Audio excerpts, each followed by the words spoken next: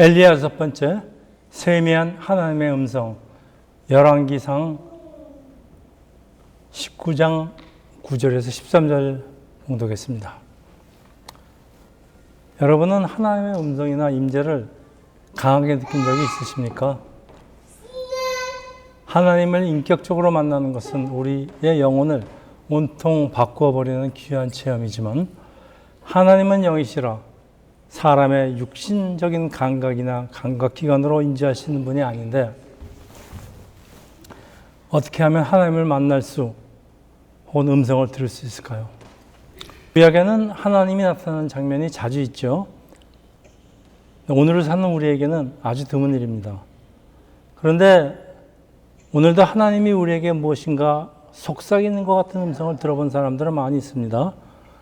네, 이것이 하나님 말씀과의 인격적으로 만남입니다. 오늘 본문에 여호와의 말씀이 엘리야에게 임하여 The word of the Lord came to Elijah 라는 구절이 여러 번 반복되는데 여기 하나님 말씀이 주어입니다. 하나님이 아니고 하나님 말씀이 엘리야를 찾아오니까 하나님 음성을 듣게 되고 또 그 뜻대로 행동하니까 여러 기적이 일어난다고 그리고 하나님의 권능이 엘리야에게 임했다고 말씀합니다. 그래서 하나님 음성을 듣는 체험은 사람마다 경우에 따라서 조금씩 다른데 여러분은 하나님은 어떤 음성으로 당신에게 말씀하십니까? 성부 하나님의 음성은 장엄할 것 같고 예수님의 음성은 포근할 것 같고 또 성령님의 음성은 부드러운 속삭임으로 느껴질 것 같은데 오늘을 사는 우리에게 말씀하시는 분은 성령 하나님입니다. 그래서 성령 하나님의 말씀은 장엄하기보다는 세미한 음성으로 속삭일 것 같아요. 제 경험도 그렇습니다. 자, 하나님은 언제 어떻게 우리에게 말씀하실까요? 우리에게 말씀이나 명령을 주실 때 우리에게 이제 말씀하시는데 본문에 호렙산에 도착한 엘리야가 산 위에 섰습니다. 열왕기상 9장 11절에서 12절입니다. 여호와께서 이르시되 너는 나가서 여호와 앞에 산에 서라 하시더라. 여호와께서 지나가시는데 여호와 앞에 크고 강한 바람이 산을 가르고 바위를 부수나 바람 가운데 여호와께서 계시지 아니하며 바람 후에 지진이 있으나 지진 가운데서 여호와께서 계시지 아니하며 또 지진 후에 불이 있으나 불 가운데서 여호와께서 계시지 아니하더라.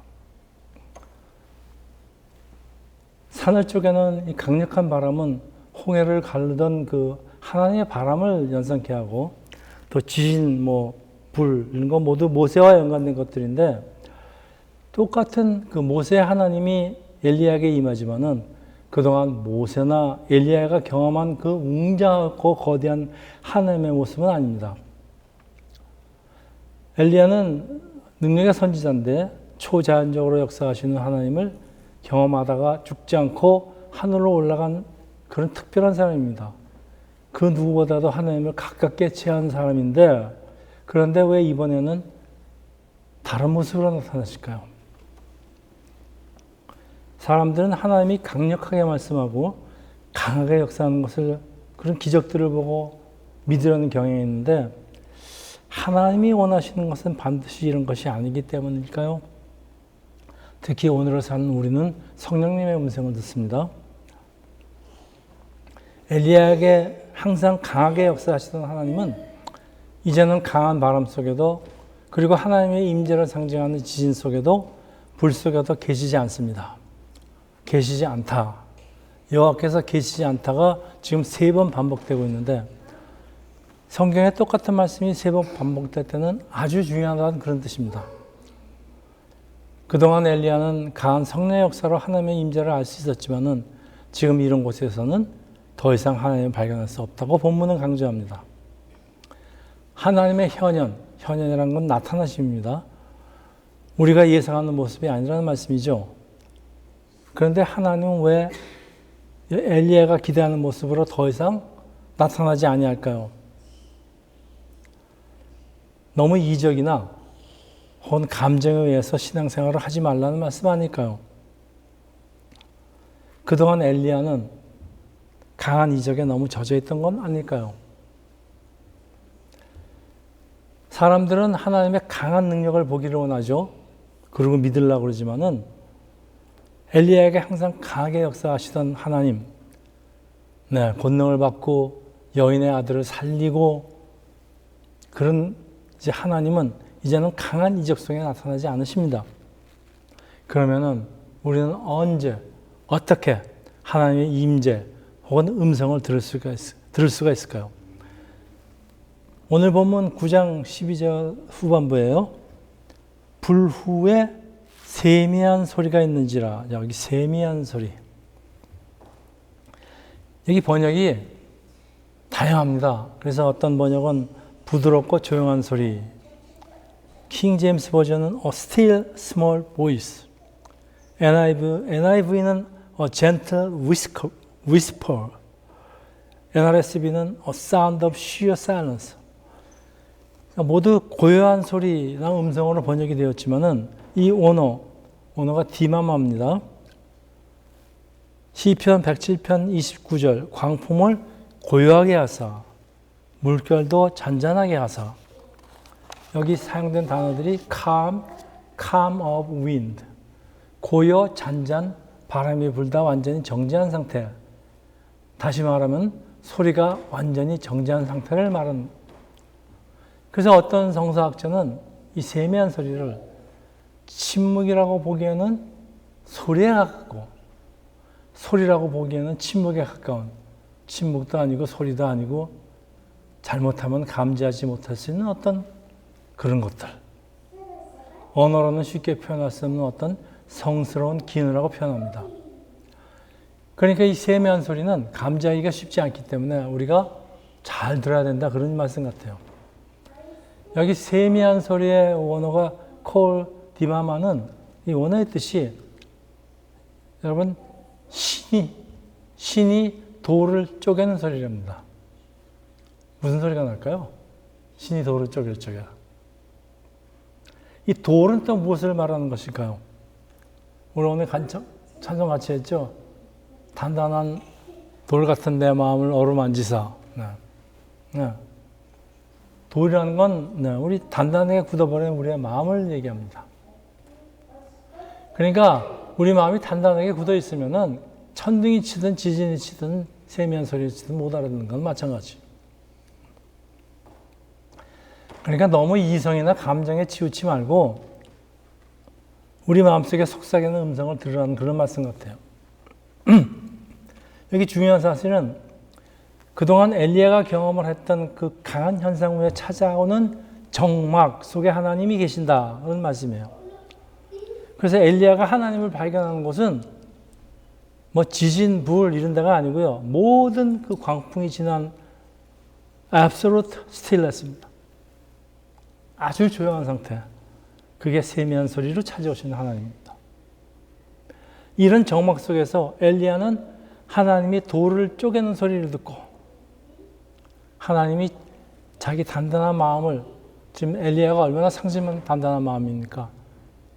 지금 겁이 나가고서는 그 먼 길을 호렙산까지 쫓아와서 지금 도망와서 있는데, 근데 돌을 쪼개는 소리를 듣고 하나님이 이 돌 같은 마음을 어루만지신 것을 느끼고 하나님의 임재를 확실히 느낍니다. 그러면서 이제 하나님의 음성을 듣게 된 얘기입니다. 그게 19장 13절인데요. 엘리야가 듣고 겉옷으로 얼굴을 가리고 나가 굴 얼굴에 섬에, 자 보세요. 소리가 그에게 임하여 이르시되, 하나님이 아닙니다. 소리가 임해서 이르시되 엘리야여 내가 어찌하여 여기 있느냐. 자, 오늘 본문이 소리, 말씀이라는 단어를, 하나님이라는 단어를 대신해서 반복을 하고 있습니다. 왜 그럴까요? 사람이 하나님을 보면 죽기 때문에 하나님은 말씀으로 나타날까? 그래서 그럴까요? 근데 엘리야는 두려워하면서도, 까딱 잘못하면 죽으니까 두려워하면서도 얼굴을 가리죠. 그러니까 하나님 안 보려고, 하나님 봤더니 죽으니까. 분명한 하나님의 음성만을 듣는데, 하나님의 음성을 들으려면 우리의 딱딱한 마음이 쪼개져야 한다는 말씀입니다. 그래서 내 마음의 문을 여서서 오픈다. 자, 지금까지 엘리야는 초자연적인 하나님, 큰 권능으로 임재하신 하나님을 경험했지만은 이제 엘리야는 아무런 소리가 나지 않는 곳에 계시는 하나님을 보는데 이게 무슨 뜻일까요, 여러분? 여러분, 이게 무슨 뜻일까요? 때때로 우리에게도 묵상의 시간이 필요하다 그런 말씀이에요. Absolutely calmness가 필요하다 그런 얘기입니다. 그래서 이제 우리가 묵상하라는 얘기를, 말씀을 묵상하라는 얘기를 자주 듣는 이유가 이런 얘기 같아요. 자, 어느 곳에서나 사람들은 이제 이적을 보면서 하나님을 찬양하려고 하지만은 우리의 믿음의 눈을 열면은 어느 곳에서나 하나님의 볼 수가 있다. 하나님의 음성을 들을 수 있다는 말씀이에요. 그러니까 마음이 열리는 믿음의 도약이 필요합니다. 자, 엘리야에게 하나님의 음성은 부드러운 미풍에 실려오는데 그 미풍은 마치 자석처럼 엘리야를 동굴에서 끌어냅니다. 하나님은 엘리야를 끌어냈는데 어디에서 끌어낼까요? 엘리야는 지금 자기 연민의 동굴에 빠져 있습니다. 또 낙심과 절망의 구렁텅이에서 빠져 있는데 하나님의 세미한 음성이 엘리야를 끌고 내려오십니다. 그리고 묻습니다. 엘리야야, 너는 어찌하여 여기 있느냐? What are you doing here?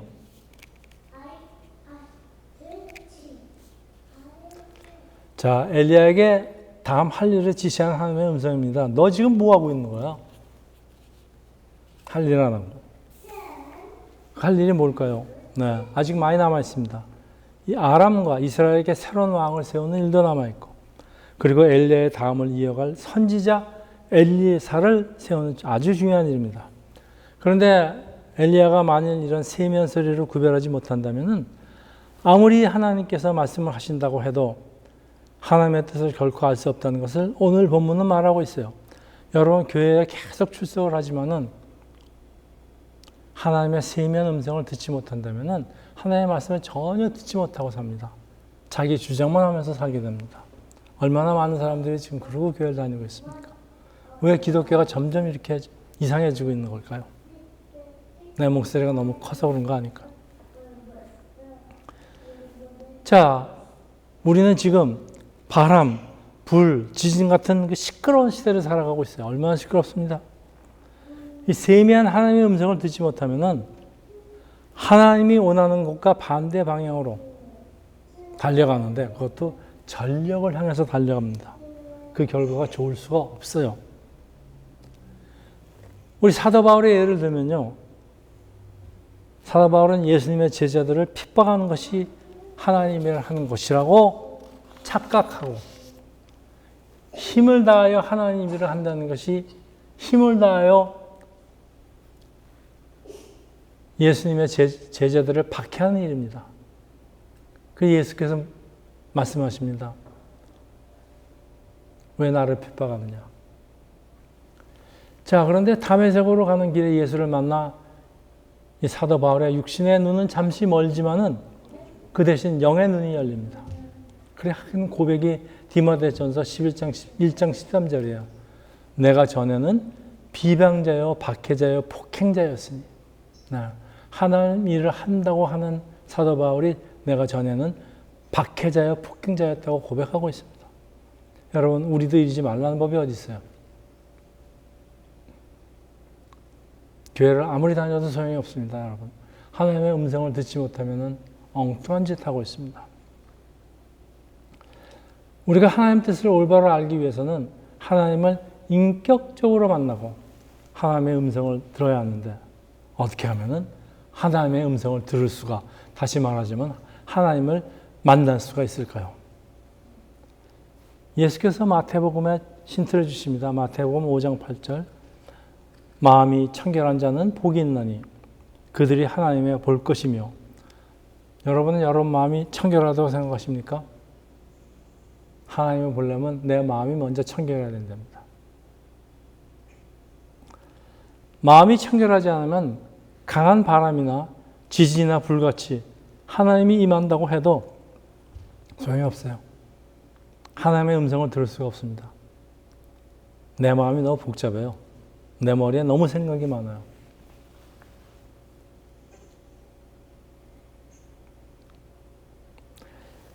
하나님의 음성을 잘 들으면 무엇보다도 이 나에게서 나오는 그 시끄러운 소리들, 원망, 불평 소리들 죽여야 되는데 나의 열심이나 나의 의나 나의 욕심이나 나의 생각으로 꽉 차 있으면은 하나님의 음성은 들리지 않고 대신 내가 하는 소리만 들립니다. 그래서 어느 시인이 이렇게 노래했습니다. 내 속엔 내가 너무도 많아. 내 마음 쉴 곳 없네.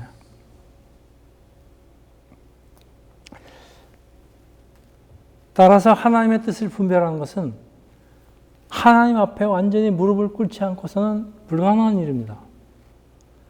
하나님 앞에 무릎을 꿇기 위해서는 하나님이 우리의 단단한 마음을 쪼아 부숴야 됩니다. 하나님, 성령님 저에게 찾아오셔서 저의 돌같이 이 단단한 마음을 부숴주시옵소서. I wanna hear your voice. 주님의 음성을 듣게 하소서. 자, 이 세미한 음성은 우리의 마음을 쪼아 부수는 기능이 있어요. 그래서 사도 바울이 예수님을 말씀이라고 합니다. 예수는 소리가 나지 않는 말씀입니다. 세미한 소리로 성경 속에 거하십니다. 오늘날 우리가 하나님의 음성을 듣고 하나님을 만나는 곳은 성경일 수밖에 없어요. 그곳에 계시니까. 오늘 사는 우리에게 성경을 읽는 것은 하나님의 음성을 들을 수 있는 거의 유일한 방법이에요.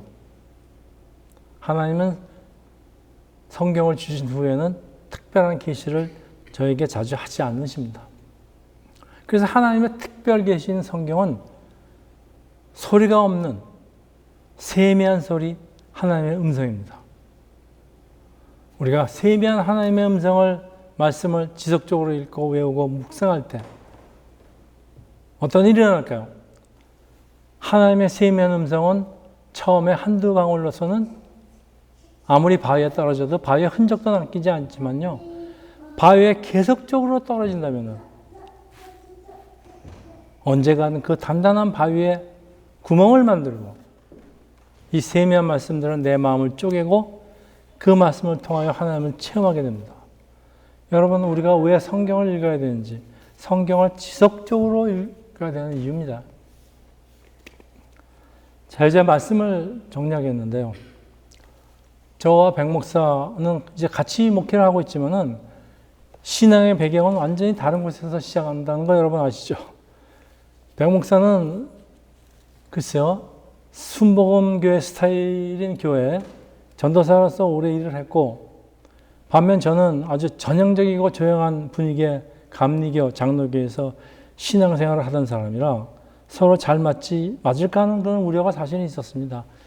제가 그 옛날에 제가 믿기 시작할 때 그 장로교, 감리교들은 예배 시간에 소리도 못 냈어요. 그렇게 조용하게 됐습니다. 어떤 데는 남자, 여자 따로 앉은 데도 있었고, 뭐, 그런 정도였습니다. 자,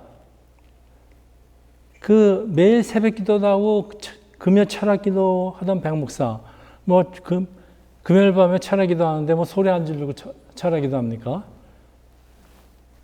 그동안 해왔던 대로의 신앙생활을 이제 저와 함께 하니까 이제 못하게 되지 않겠습니까? 그러니까 제가 보기에도요, 어쩔 줄은 모르는 것 같아요. 한동안 그냥 적응을 하지 못하는 것 같아요. 새벽마다 일어나서 어딜 가야 될 것 같은데. 그리고 사실 저도 감리교, 장로교 출신이지 저는 받은 은사가 많아요.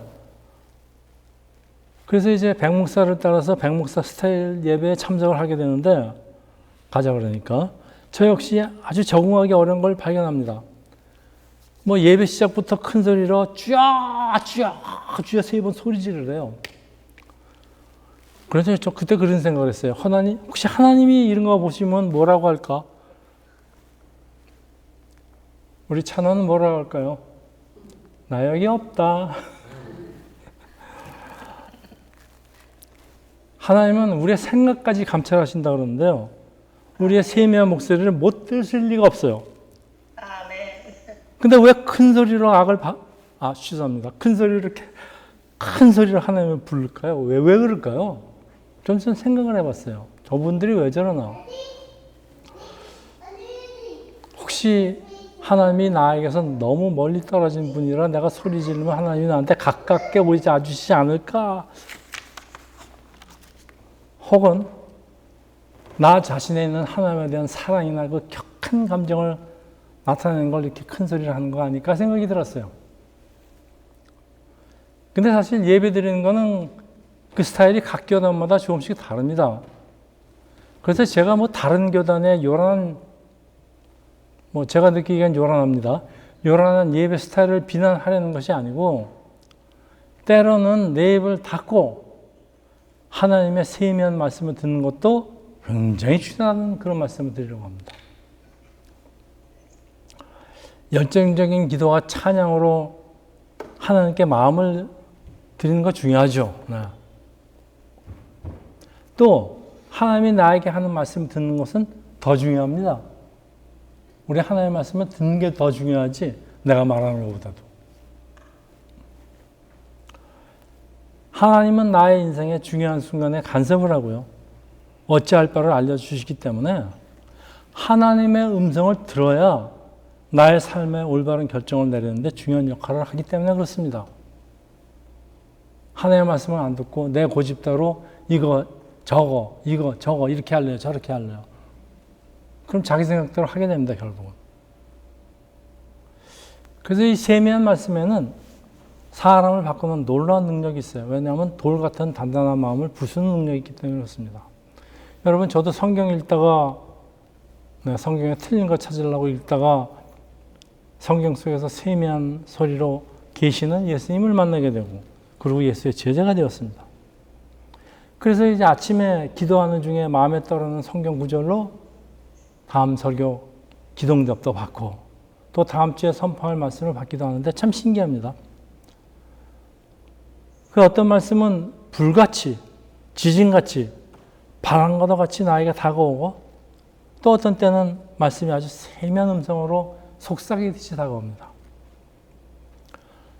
그래서 우리가 하나님, 영이신 하나님을 감지하는 방법은, 그 음성을 듣는 방법은 우리에는 모든 오감이랄까, 육감이랄까, 칠감, 우리에는 모든 감각기관이 동원해서 하나님을 봐야지 보일까 말까 하신 분입니다.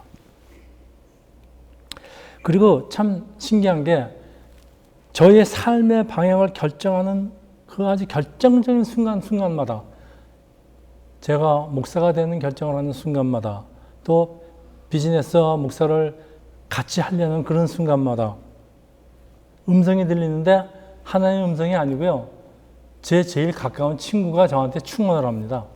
너 그러면 되니? 근데 나중에 너 왜 무슨 생각을 했는데 자기는 전혀 기억이 없대요. 참 신기하죠?